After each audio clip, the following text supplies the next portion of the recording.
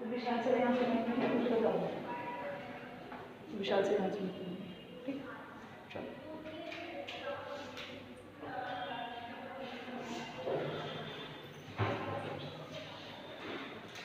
आज क्या है ऑर्डर असेंबली, ठीक है।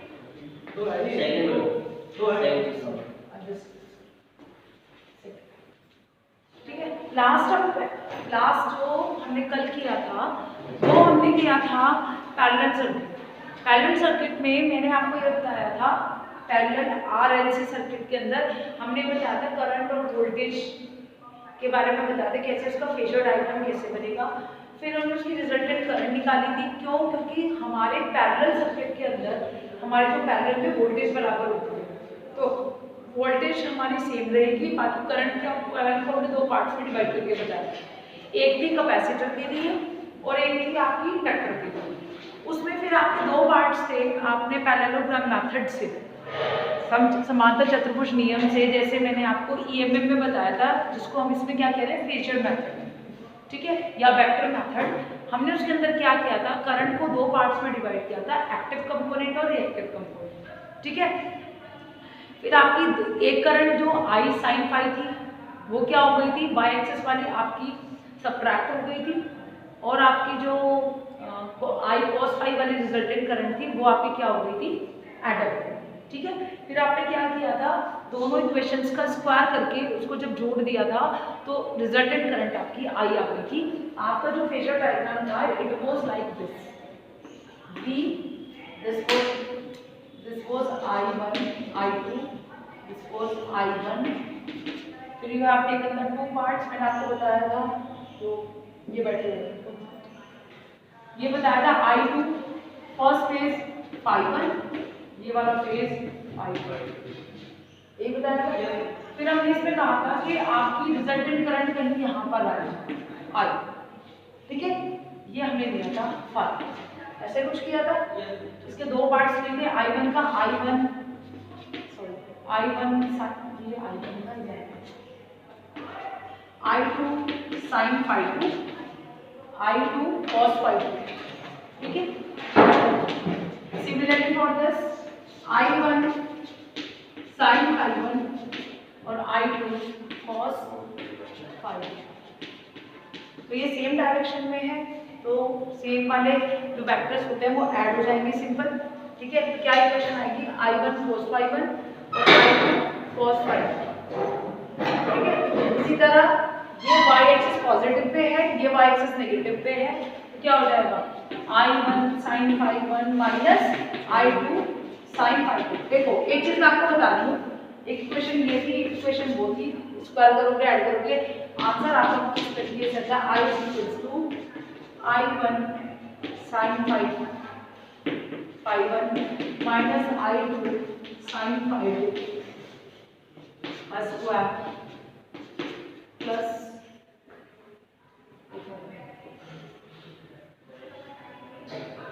उसका फिर नहीं ना सर वो तो कर दिया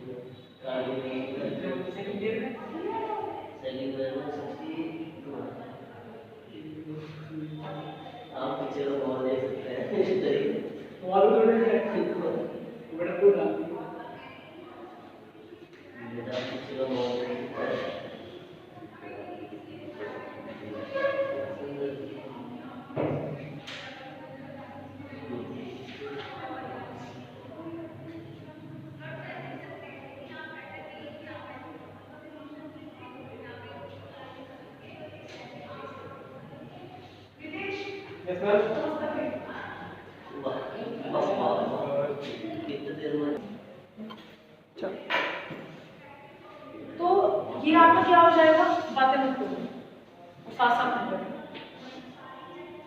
तो ये आपका टोटल करंट हो जाएगी आपकी, वोल्टेज का निकालने की जरूरत ही नहीं है, वोल्टेज इक्वल ना पैरेलल I2 cos I2, ये आपकी टोटल करंट है, ठीक है। अब जब मैं बिना देखे कर सकती हूँ, बिना देखे मुझे समझ आ रहा है तो आपने तो कल ही पढ़ा तो आपको भी समझ आएगा। Don't open the book menu during the class, close your book. समझ ही नहीं आएगा, खोलते रह जाओ, पूछ लो इनसे। जितने टाइम में बुक खोल के रखे ना वो टॉपिक समझ नहीं आया, जब तुम बुक में ढूंढते हो इतना मैं समझा देती हूँ। चलिए इसमें जो है हमें जो नेक्स्ट निकालना था, इसका रेजोनेंस इन पैरेलल करेंगे। सबसे इंपॉर्टेंट कंडीशन ये आपको ईडीसी में भी यूज होगी, ईडीसी में एनएफटीएल में और ईडीसी में, जो भी आप पढ़ रहे हो ईडीसी, और एक नेक्स्ट 4th सेमेस्टर में पढ़ोगे आपका एनएफटी 4th सेमेस्टर में था, 4th सेमेस्टर में पैरेलल कंडीशन बहुत ज्यादा यूज होती है। ये मैं दोबारा वहां नहीं पढ़ूंगी, बंद कर। तो आप जरा निकालिए, हम तुम आगे आ जाओ, तुम्हारी गतिविधियां है ना मुझे पढ़ने वाली नहीं लगी। Resonance in parallel circuit series की मैं ऑलरेडी करवा चुकी हूँ, वीडियोस में डाल दूंगी, ठीक है। या आप हिंदी में लिख सकते हैं समानांतर परिपथों में अनुनाद। मैं इंग्लिश और हिंदी दोनों में बोल रही हूँ, बार बार बोलूँ।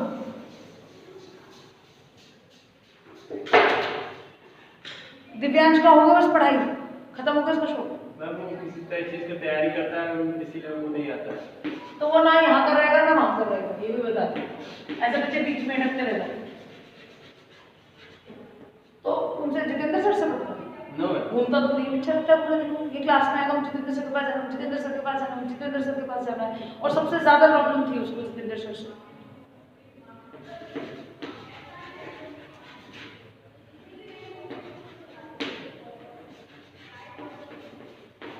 पता नहीं इतना डबल स्टैंडर्ड क्यों है, ज्यादातर से बच्चे हो, मतलब पता नहीं आगे जाकर पता नहीं क्या करोगे कंपनी वंपनी। फिर तो अगर अपने फायदे के लिए कुछ भी कर दो। वे यहाँ पे चलिए लिखिए पढ़ो, जो डायग्राम हमने कल बनाया था इसका एक डायग्राम भी बनाओ।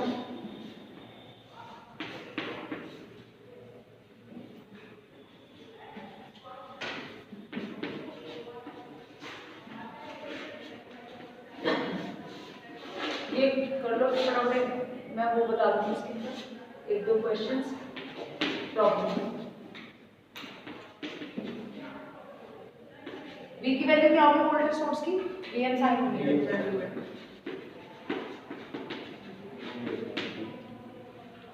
बातें ना हो फटाफट से कंप्लीट करो।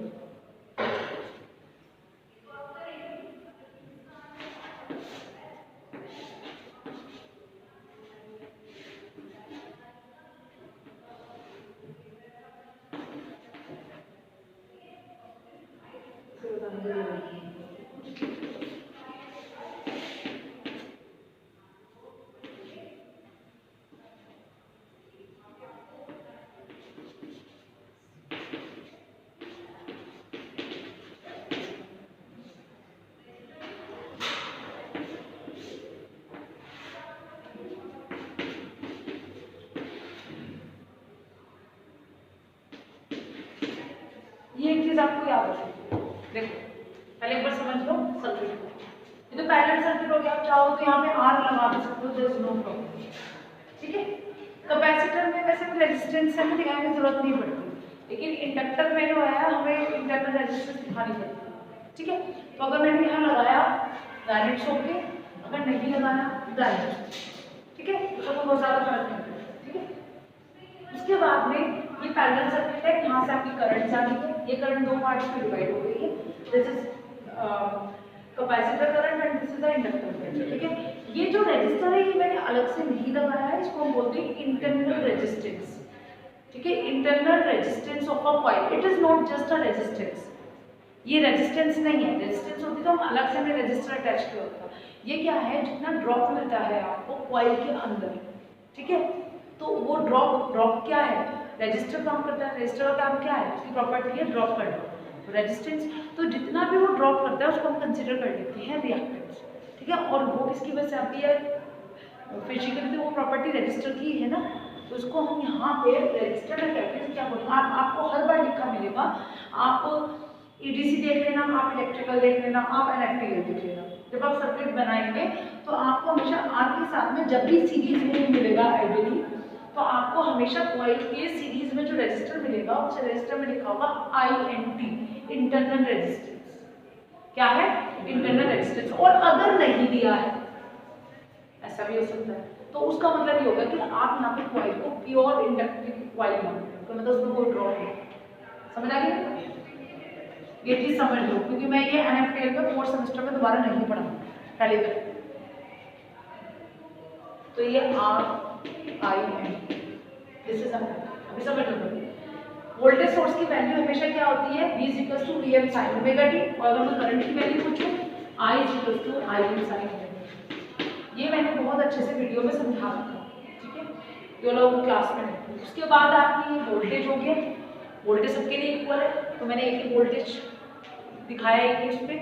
फिर एक आपकी कैपेसिटर करंट दे दी और एक आपकी इंडक्टर करंट दे दी। तो मैंने कहा कि ये इंडक्टर करंट है, ये कैपेसिटर करंट है, ये वाली करंट से क्या हो जाएगी, ऐड ऑन हो जाएगी। ये रिजल्टेंट करंट हो गई IL की, IL cos phi, IL sin। समझ आ गई बात, क्योंकि आपको मैंने उसके अंदर, आप लोग क्लास के अंदर प्रेजेंट थे, मैंने आपकी एक्टिव रिएक्टिव कंपोनेंट्स बताए थे। करंट जो होती है आपकी इंडक्टर करंट 2 टाइप्स की होती है, ठीक है। ये आपका 7th या 8th वीडियो में मिलेगा, पता नहीं 9th वीडियो में, 8th या 9th वीडियो में मिलेगा, आपको देख लेना पड़ जाके कि इंडक्टर की जो करंट होती है 8th या 9th वीडियो में, 8 to 10 वीडियो के बीच में, ये मुझे पता, ठीक है। तो उसके अंदर ये बताया गया है कि एक्टिव और रिएक्टिव करंट, ये जो करंट है इंडक्टर की करंट के 2 पार्ट होते हैं, IL और IL sin phi और IL cos phi। वो क्यों होते हैं, ठीक है, तो करंट आपको टोटल समझाई गई, तो वहीं से वो चीज आपकी हर बार यूज होगी, ठीक है। तो ये आपकी IL cos phi है, IC IL sin phi। उसके बाद में जब अब आपके सर्किट में R भी है, L भी है और C भी है, R भी है, L भी है और C भी है, ठीक है। तो ये जो तीनों चीजें हैं, तो आप इसका डायग्राम बनाएंगे, लिखोगे R, ठीक है। L और C की रेजिस्टेंस को हम क्या बोलते हैं, रिएक्टेंस, ठीक है। ये चीज रेजिस्टेंस की टर्म्स में यहाँ पे क्या हो जाती है, रिएक्टेंस हो जाती है। काम वही क्या है, ड्रॉप करने का, ठीक है, वोल्टेज ड्रॉप का काम है। तो इसको मैंने यहाँ पे X लिख दिया। अगर आप सर्किट में L है तो आप L लिख दोगे और C है तो C लिख दोगे। तो ये वाला जो परपेंडिकुलर पे आप X लिखोगे, बेस पे आप R लिखोगे और रिजल्टेंट क्या आ जाएगा, Z। समझ आ गया मेरी बात, ये आपका फाई। इसीलिए हम हमेशा लिखते हैं cos phi = क्या लिखते हैं, R/Z। cos क्या होता है, बेस अपॉन R/Z, R/Z। समझ आ रही है बात। सपोज 10 लिखना हो, 10 phi X/R, राइट। अगर आपको साइन लिखना हो, X/, समझ आ गया क्लियर। अब मैं जो इसमें यहाँ बता रही हूँ, आप लिखिए जरा 2 लाइन इसके अंदर। एक प्रैक्टिकल पैरेलल सर्किट, एक प्रैक्टिकल पैरेलल सर्किट जिसमें R, L और C पैरेलल में कनेक्टेड है। R, L और C पैरेलल में कनेक्टेड है, डायग्राम में दिखाया गया है।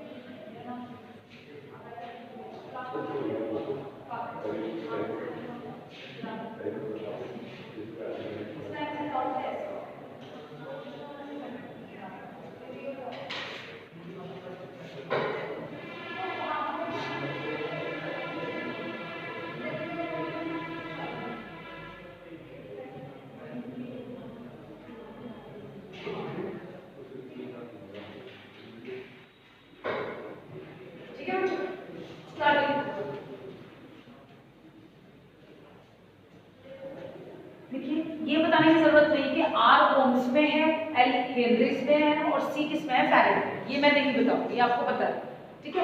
रेजिस्टेंस किस में होती है, ओम में, इंडक्टेंस हेनरी में और कैपेसिटेंस फैराडे में लिखे ना, याद आ जाए, ठीक है। इसका आप नोट में ऐसे लिखो। उसके बाद नेक्स्ट, इस सर्किट में रेजोनेंस कंडीशन है, आप ऐसे हेडिंग डालिए कंडीशन, देखिए कंडीशन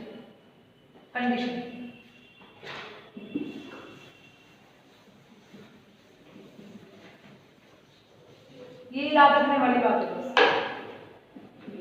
कंडीशन क्या है, रेजोनेंस कब होगा, रेजोनेंस उस कंडीशन में होगा, रेजोनेंस कौन सी कंडीशन को कहते हैं, जब आपका Z बराबर R के होता है, ठीक है।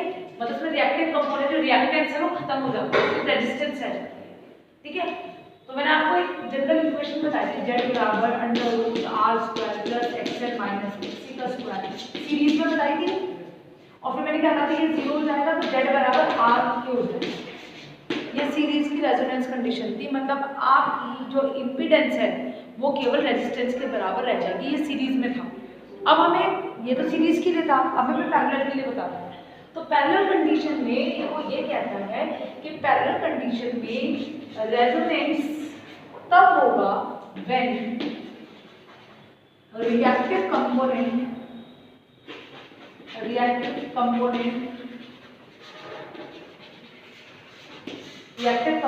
Will be 0। अगर आपके सर्किट में रिएक्टिव कंपोनेंट क्या हो जाएंगे, 0 हो जाएंगे, तो उस केस में आपका जो इम्पीडेंस है वो, मतलब आपकी जो रेजोनेंस कंडीशन क्या है आपको मिल जाएगी, मतलब आपको अनुनाद की स्थिति मिल जाएगी। लिखिए जरा कंडीशन है, निकाली कंडीशन। पैरेलल सर्किट में resonance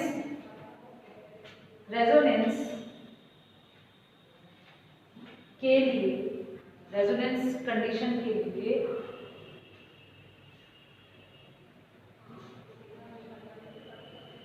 reactive component of current या करंट के रिएक्टिव कंपोनेंट, ऐसे लिख लीजिए। वोल्टेज का तो है नहीं, हमको पता है वो करंट के ही है, ठीक है। करंट के रिएक्टिव कंपोनेंट 0 होना जरूरी है।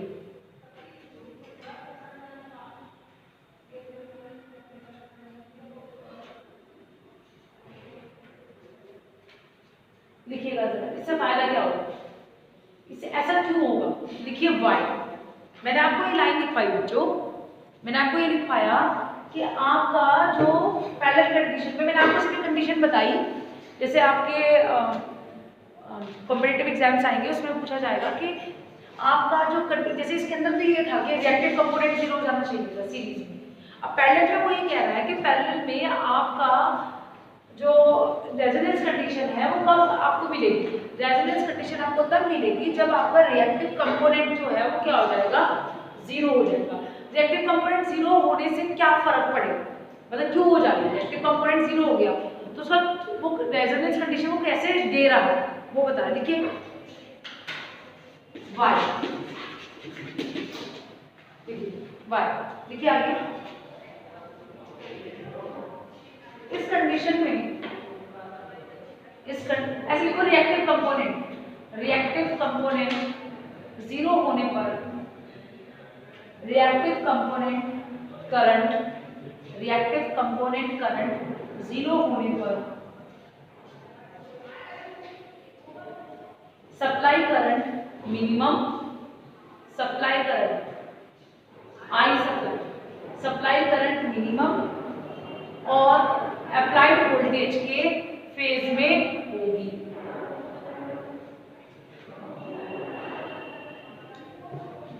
यहां सुनिए, ये देखो मैंने आपको ये कहा है इसके अंदर, स्लाइड में जरा समझिएगा कि रिएक्टिव कंपोनेंट 0 हो जाएगा। तो रिएक्टिव कंपोनेंट ये और ये वाला कंपोनेंट रिएक्टिव था y एक्सिस पे, रिएक्टिव कंपोनेंट का आपको 0 हो गया तो कौन सा बचा सिर्फ एक्टिव कंपोनेंट। और एक्टिव कंपोनेंट कहाँ था, अप्लाइड वोल्टेज के फेज में, cos इधर ही तो था। I1 cos ∅1 और I2 cos ∅2 किस में था? अप्लाइड वोल्टेज के फेस में था। तो इस टाइम पर आपकी जो वोल्टेज जो सप्लाई करंट होगी वो क्या होगी? सप्लाई करंट मिनिमम होगी, मतलब जो वोल्टेज की वजह से जो करंट है सप्लाई है वो मिनिमम सप्लाई होगी, वो उसी के बराबर है। ठीक है, देखिए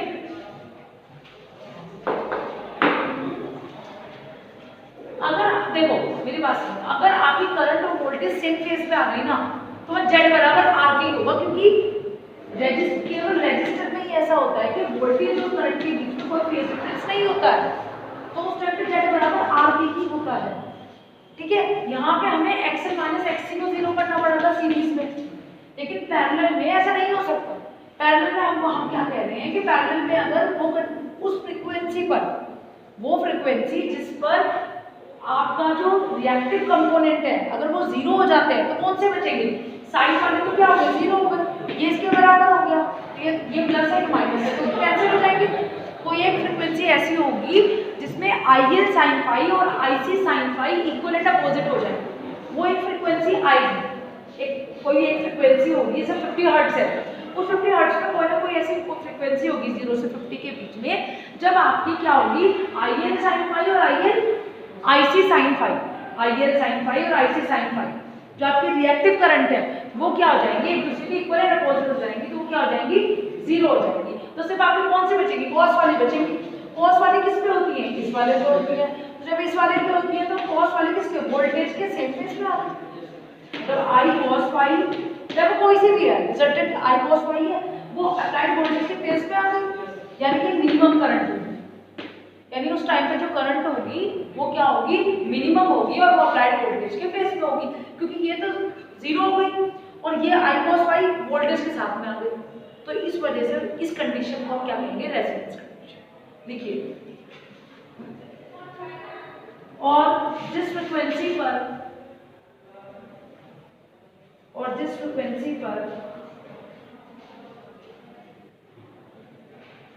करंट वोल्टेज के फेज में आएगी, करंट वोल्टेज के फेज में आएगी उसे रेजोनेंस फ्रीक्वेंसी कहेंगे, उसे रेजोनेंस फ्रीक्वेंसी कहेंगे।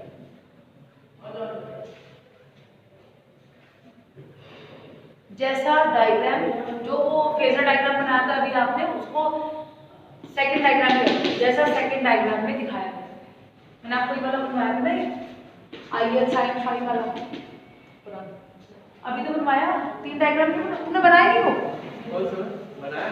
कहाँ बनाया? मैं अभी की बात कर रही हूँ जो मैंने अभी बनाया आज।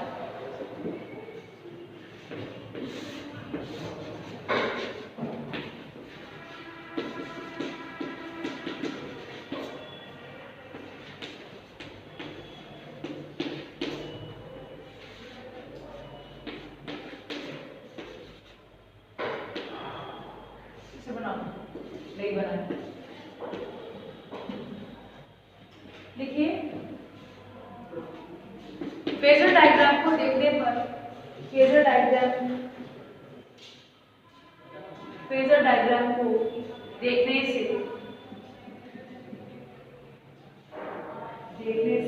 टोटल रिएक्टिव करंट निकालना है, टोटल रिएक्टिव करंट।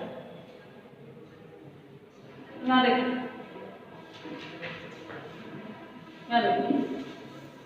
इतनी बात सबको समझ आ रही है? क्योंकि मैंने कल भी बताया सबको इतनी बात समझ आ रही है? यस और नो? इतनी बात सबको समझ आ रही है? ठीक। अब उन्हें क्या, मैंने कंडीशन क्या करी? मैंने आपको सिर्फ एक लाइन कही, मुझे अब रेजोनेंस फ्रीक्वेंसी निकालनी, जैसे मैंने सीरीज में निकाली तो मैंने आपको सिर्फ एक लाइन कही कि मैंने ये भी बना दिया, मैंने ये भी बना दिया। अब मैंने आपको क्या कहा? मुझे वो कंडीशन निकालनी है। वो कंडीशन क्या है कि इसमें रिएक्टिव करंट आपकी क्या हो जाए? 0 हो जाए। तो मैं रिएक्टिव करंट 0 लिखूंगी। रिएक्टिव करंट कौन सी है? जो y एक्सिस पे है, तो क्या हो जाएगी? IC minus IL sin phi क्या हो जाना चाहिए? अभी तो बताया क्या हो जाना चाहिए रिएक्टिव करंट। तो बोल क्यों नहीं रहे हो? समझ नहीं आ रहा है जो कल आएगा? मैंने क्या कहा? रिएक्टिव करंट 0 होनी चाहिए। रिएक्टिव करंट कौन सी है? जो y एक्सिस पे है। तो बोलो भाई रिएक्टिव करंट कितनी है? 0। ये कंडीशन है। तो फेजर डायग्राम से तो यही पता लग रहा है IC minus IL sin phi equal to 0। जब दो पॉइंट की डिस्टेंस निकाल दो तो क्या करते हो, x1 minus sorry x2 minus x1 यही तो करते हो।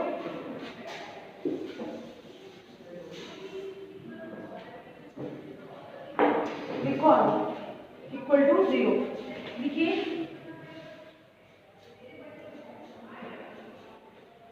IC बराबर, इसको आगे और सॉल्व कर दो, IC बराबर IL साइन फाई, हम लोग बहुत पहले करते थे, IC बराबर IL साइन फाई। अब मुझे IL की वैल्यू बताओ पहले, जो मैंने कल भी निकलवाई थी इस सर्किट से, याद होगा आपको, इस सर्किट से कल भी निकलवाई थी ना क्वेश्चन में, L कैपेसिटर, ये था इंडक्टर। कल वाली वीडियो से आपको पता लगेगा कि क्या काम है।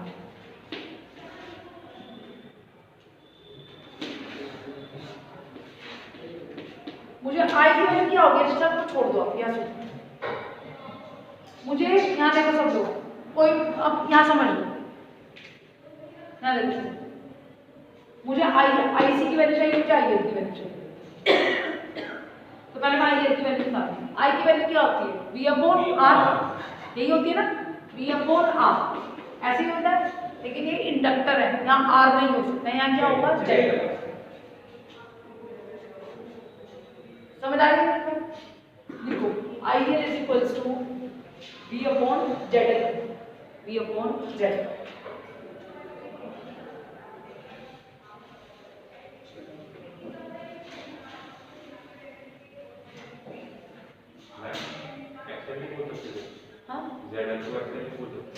मैंने बोल सकते नहीं, अभी नहीं,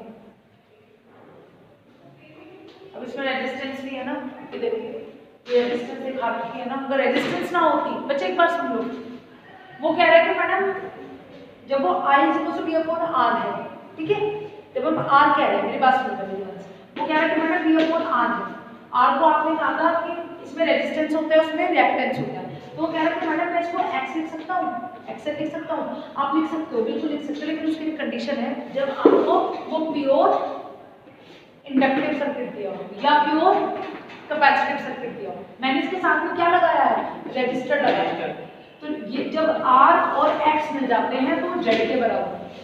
समझ आ गई मेरी बात, समझ आ गई मेरी बात, जो क्लास में आई थी। अगर खाली इंडक्टिव हो, खाली कैपेसिटिव हो तो रिएक्टेंस ही आएगा, लेकिन अगर उसके सीरीज में कुछ जुड़ा हुआ है, इस कैपेसिटर के साथ में आपने R दिखाया है, इसकी इंडक्टर के साथ में R दिखाया है, तो उस कंडीशन में वो Z बन जाएगा, क्योंकि उसमें रेजिस्टेंस प्लस रिएक्टेंस दोनों। समझ आ गई मेरी बात? तो लिखिए Z बराबर V/Z।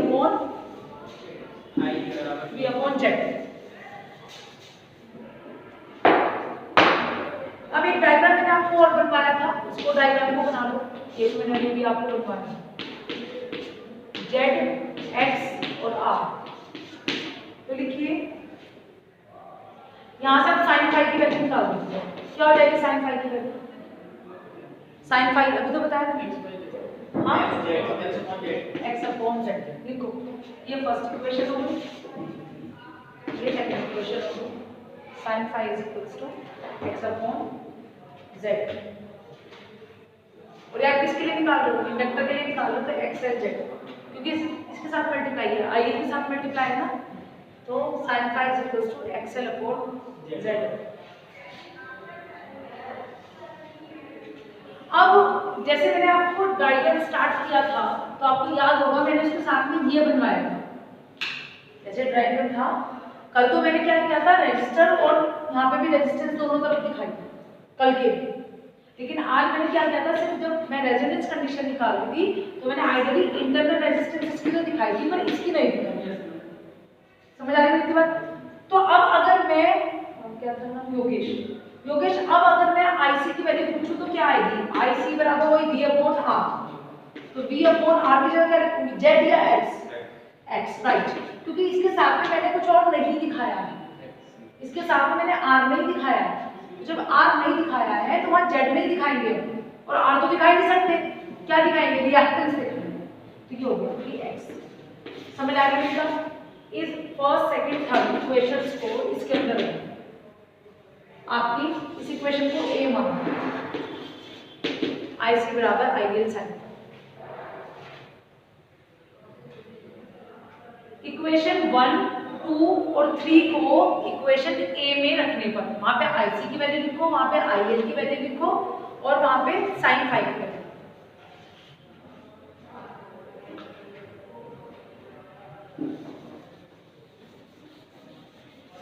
एक बार मैडम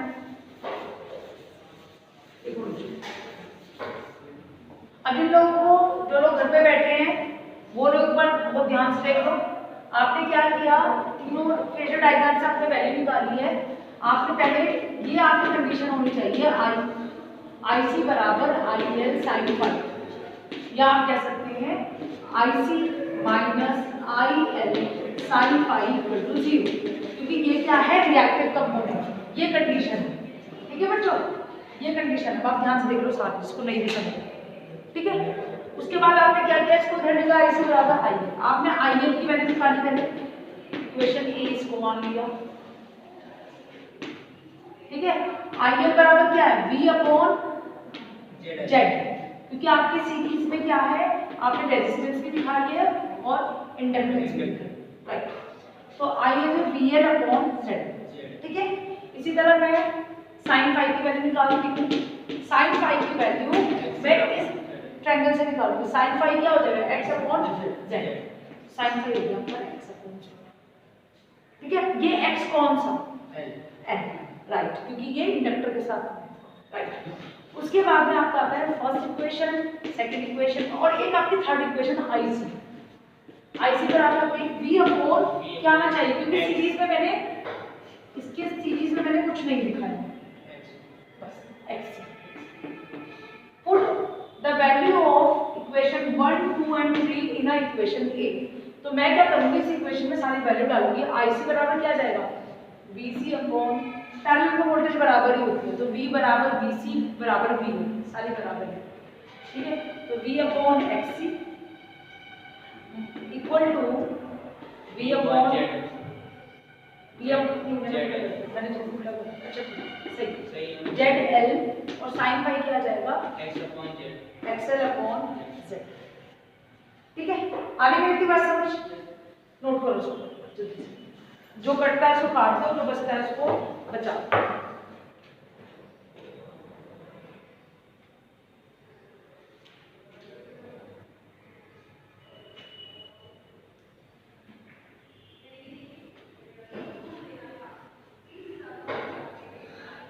इतना आ गया। उसके बाद इसमें लिखिए एक्सएल की वैल्यू क्या होती है, इसी के आगे लिखिएगा, यहाँ देखिए एक्सएल बराबर क्या होता है, 2 पाई FL, वी नो दैट, हमें पता है कि एक्सएल की वैल्यू होती है 2 पाई FL, या आप ऐसे कहते हो ओमेगा है। ठीक है, और XC की वैल्यू आप क्या कहते हो, XC is equals to 1 upon 2 pi FC, आप कहते हो 1 अपॉन ओमेगा C। ठीक है, इन वैल्यूज को उठा के वहां पुट कर दो, V तो कट ही जाएगा ना, V तो दोनों से कट ही जाएगा। एक्सएल की वैल्यू रख दो, XC की वैल्यू रख दो, ये तो ZL, ठीक है ना, ये ZL आएगा ना, तो क्या हो जाएगी वैल्यू, ये आ जा रहा है आपका, अगर मैं आपको यहाँ से समझाऊं, ये आ जा रहा है XL XC का स्क्वायर, है ना, XL XC का square is equals to ZL का स्क्वायर। ZL तो है, ये ZL साइन फाई जो है वो ZL के साथ, L के साथ में है ना, तो ये भी क्या हो जाएगा, साइन फाई L ही तो है इंडक्टर के लिए, समझ लीजिए। I is equal to I L sine phi L ही तो है वो, आई एल के साथ मल्टीप्लाई, जब आप साइन फाई की वैल्यू यहाँ से निकालोगे तो XL upon ZL, XL upon ZL। ठीक है, जब इस वैल्यूज को यहाँ पर रखोगे तो V से V कैंसिल हो जाएगा, XL और XC का स्क्वायर और ZL का स्क्वायर, फिर आप क्या करोगे, ZL स्क्वायर को ऐसे छोड़ोगे, मैंने XL और XC की क्या करोगे, वैल्यू डालोगे, तो जो भी वैल्यू आपकी आ रही है XL की वैल्यू डालो, XL और XC स्क्वायर, ठीक है, तो XL और XC ZL का स्क्वायर आएगा, XL की वैल्यू डालोगे तो क्या आएगी, 2 पाई FL और XC की वैल्यू क्या आएगी, 2 पाई FC, 2 पाई से 2 पाई कट जाएगा। ठीक है। ठीक है, करो इसको, मुझे बताओ क्या वैल्यू है, क्या आ रही है, एक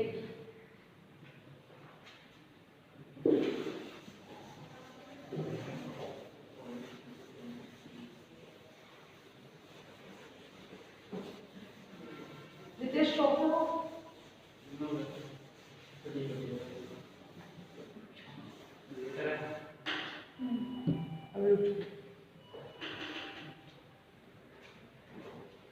ये देखिए क्वेश्चन आपके आई है 2 pi F R L multiply है 1/2 pi F R C equal to Z L का स्क्वायर, राइट। तो आपकी यहाँ जो वैल्यू 2 पाई से 2 पाई कट गया, ठीक है, एफ आर से एफ आर कट गया, तो क्या बचा, जेड एल का square is equal to L upon C. तो आप इसको क्या कह सकते हैं, स्क्वायर काट के यहाँ पे क्या आ जाएगा, अंडर, ठीक है। पहले इसको उसके बाद में आगे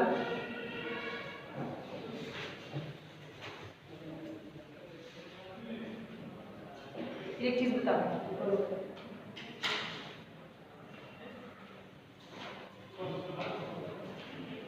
ये तो आई आपकी कंडीशन, ठीक है। अब मुझे रेजोनेंट फ्रीक्वेंसी की भी वैल्यू निकालनी, इसकी एफ आर की भी वैल्यू निकालनी। ये तो कंडीशन से आगे ये इम्पीडेंस होगी, ये तो मुझे इम्पीडेंस समझ आया। अब मुझे वो फ्रीक्वेंसी की भी वैल्यू निकालनी है एफ आर की, तो कैसे निकालेंगे, आप यहाँ देखिए, देखो यहाँ पर आ रहा है, चलिए अब मुझे क्या निकालनी है, एफ आर की वैल्यू निकालनी है कि जिस फ्रीक्वेंसी पे ये होगा, जिस फ्रीक्वेंसी पे ये होगा तो हम उसे क्या कहेंगे, रेजोनेंट फ्रीक्वेंसी। तो रेजोनेंट फ्रीक्वेंसी निकालने के लिए मैं क्या करती हूँ, अगेन इसको दोबारा लूंगी, Z L square L upon C, ठीक है, एल अपॉन सी को you have write it as it is, और जेड एल को आप क्या लिखोगे, जेड की वैल्यू क्या, जेड एल की वैल्यू क्या थी, डायग्राम वापस डायग्राम पे जाइए, डायग्राम क्या था बच्चे आपका, एक तो आपका रजिस्टर था आर और एक आपका क्या था, इंडक्टर, ठीक है। तो जब इसको पोलर फॉर्म में लिखेंगे, आपको कॉम्प्लेक्स फॉर्म में लिखना सिखाता है x plus I Y, x plus पढ़िए, सम्मिश्र संख्या है, पढ़िए ना, x प्लस आई वाई पढ़ा है नहीं, या z is equal to r plus I Y, जो भी आपने पढ़ा होगा, हाँ या ना, तो इसको आपने यहाँ पे भी यही किया है, आपने क्या किया है, एक तो आपने y पे दिखाया है, y पे एक करंट दिखाई है, और यहाँ पे आपने x पे एक करंट दिखाई है, ऐसे किया है ना। तो हम क्या करेंगे, हमें पता है वोल्टेज तो सबके लिए सेम ही है, ठीक है। अब हमें पता है कि हमें किसकी वैल्यू निकालनी है, ये काम हम किसके लिए कर रहे हैं, z क्या है, इम्पीडेंस है, और इम्पीडेंस क्या होता है, रेजिस्टेंस प्लस रिएक्टेंस। तो अब मैं क्या करूँगी, आप r कहाँ पे दिखा रहे थे, इस पे, r कहाँ पे दिखा रहे थे, इस पे, और इंडक्टर और कैपेसिटर किस पे दिखा रहे थे, इस पे, समझ आ रही है सबको मेरी इतनी बात। तो हम क्या करेंगे, यहाँ पर एल अपॉन सी में जेड एल का स्क्वायर, यहाँ पे हम कैसे करेंगे देखिएगा, एल अपॉन सी जेड एल की वैल्यू, जेड बराबर आपको याद होगा, आप हमेशा लिखते थे कॉम्प्लेक्स नंबर में x प्लस आई, इतना सबको याद है, ठीक है, ये हमेशा लिखते थे, 12th जो करके आए उनको भी याद आ गया होगा, जो अभी पढ़ के आए हैं मैथ्स उनको भी पता। ये सम्मिश्र संख्याएं होती है जिसमें आपको ये रियल नंबर होता है, ये आपका इमेजिनरी नंबर, उन दोनों को मिला के आपका बनता है कॉम्प्लेक्स नंबर, ठीक है, जो भी है मैं बता दूं, ठीक है। अब जेड एल की वैल्यू जैसे मैंने आपको ये बताया कि ये तो रियल हो गया, जो केवल एक्स एक्सिस पे दिखाई देता है, और इसको हम किस पे दिखा देते हैं, वाई एक्सिस पे, तो क्या हो जाएगा, R plus I Y, Y की जगह क्या आ जाएगा, एक्स, ठीक है, और इस आई को हम लिखेंगे जे से, आई से लिख सकते हैं, जे से लिख सकते हैं, हमारी मर्जी, ठीक है। तो ये क्या हो जाएगा, जेड एल की वैल्यू लिखोगे R plus J X L का, सही है, समझ आ गया सबको, ये वाली वैल्यू, इसको सॉल्व करो, एल अपॉन सी, इसको पूरे को जो ओपन हो सकता है उसको ओपन कर दो, ठीक है, करो इसको सॉल्व करो, कैसे सॉल्व करते थे इसको, याद है इसको, तो इसका स्क्वायर आता तो कैसे करते थे, हाँ क्या हो जाएगी इसकी वैल्यू, आर स्क्वायर, रियल का स्क्वायर प्लस इमेजिनरी का स्क्वायर, इसमें तो होना था, ये जेड एल स्क्वायर को अगर आप करोगे ये ऐसे नहीं आएगा, कैसे आएगा, ये ऐसे आएगा, सॉरी आर प्लस एक्सएल का ये ऐसे आता था। इसको कैसे सॉल्व करते थे, रियल का स्क्वायर प्लस इमेजिनरी का स्क्वायर, समझ आ रहा है? तो आप इसको ऐसे करोगे आर का स्क्वायर प्लस एक्सएल का स्क्वायर करो, जैसे करते थे रियल का स्क्वायर प्लस इमेजिनरी का स्क्वायर, साइन ही लेते थे इसमें।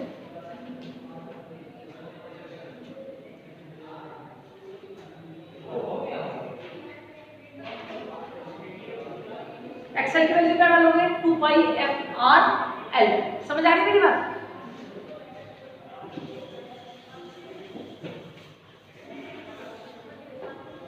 ये देखिए L upon C, R square तो इसमें तो चेंज हो नहीं सकता। फिर आप एक्सएल के लिए चलोगे, we know that XL is equals to omega L या 2 पाई एफ एल, बार बार लिखिए इसको, कितनी बार याद रहेगा, एक्सएल बराबर ओमेगा एल या ओमेगा की वैल्यू कितनी 2 पाई एफ, समझ आ गई मेरी बात? और इस एफ को आप एफ नहीं लिखोगे, एफ आर लिखोगे, क्योंकि आप रेजोनेंट के लिए काम करोगे, ठीक है? तो यहाँ पे क्या जाएगा 2 पाई एफ आर एल का स्क्वायर। आगे भी बस समझ करो जरा इसको solution. 2 pi F R L square को एक तरफ ले आओ और उसको एक तरफ ले जाओ, तो जैसे इसको इधर लेके जाओगे तो मैं ऐसे मान लेती हूँ 2 पाई एफ आर एल का square is equal to L upon C minus R square, ऐसा ही होगा, ऐसे ही होगा बच्चे, करो सॉल्व करते जाओ, मुझे सिर्फ एफ आर की वैल्यू निकाल के दिखा दो।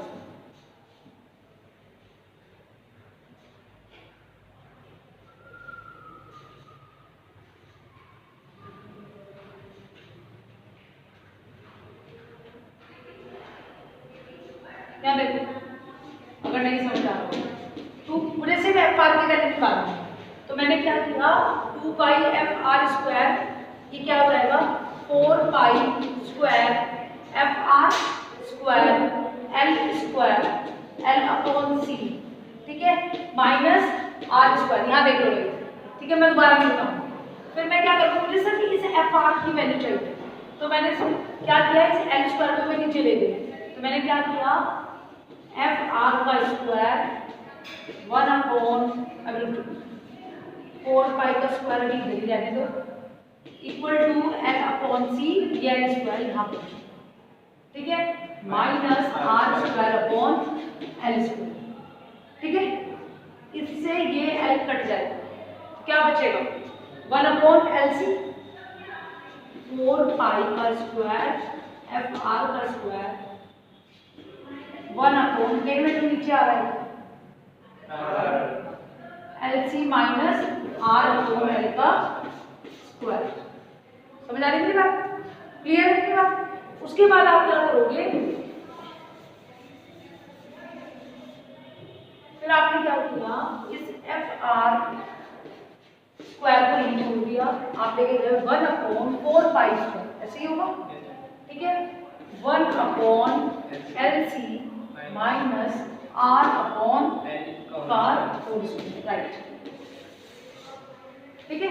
फिर आप क्या करोगे, एफ आर, हमें एफ आर की वैल्यू चाहिए, ये स्क्वायर का क्या आ जाएगा अंडर रूट, और इस अंडर रूट में ये वाला क्या जाएगा, बाहर आ जाएगा, F R is equal to 1 upon 2 pi आपका बाहर आ जाएगा, और अंदर क्या रह जाएगा आपका 1 upon L C minus R upon L का, दैट्स, अगर मेरी बात समझ इतनी कहानी, यही आपका कंडीशन, बहुत इजी है, मैथमेटिकल कैलकुलेशन है, कुछ नहीं है, बहुत इजी कैलकुलेशन है।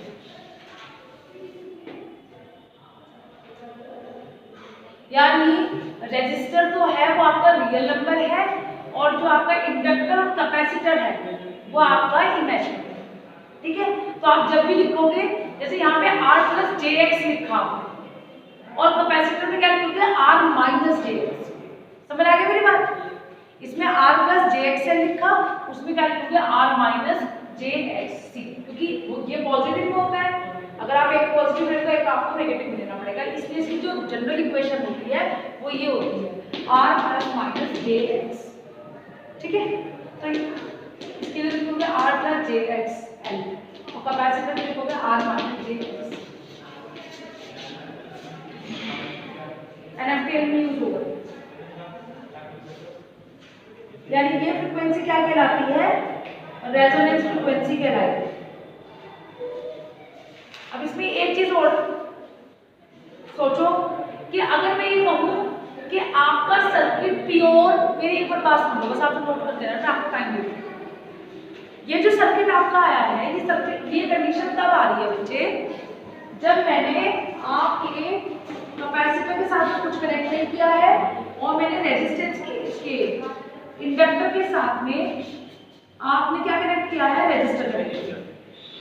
अगर मैं ये कहूँ कि ये रेजिस्टर जो है वो प्योर है, प्योर इंडक्टिव है, तो R बराबर क्या हो जाएगा? 0 हो जाएगा। तो ये नीचे वाला जो फॉर्मूला है इसमें R 0 हो जाएगा, तो पूरा 0 हो गया। R = 1/2 पाई हो जाएगा, तो उसी में 0।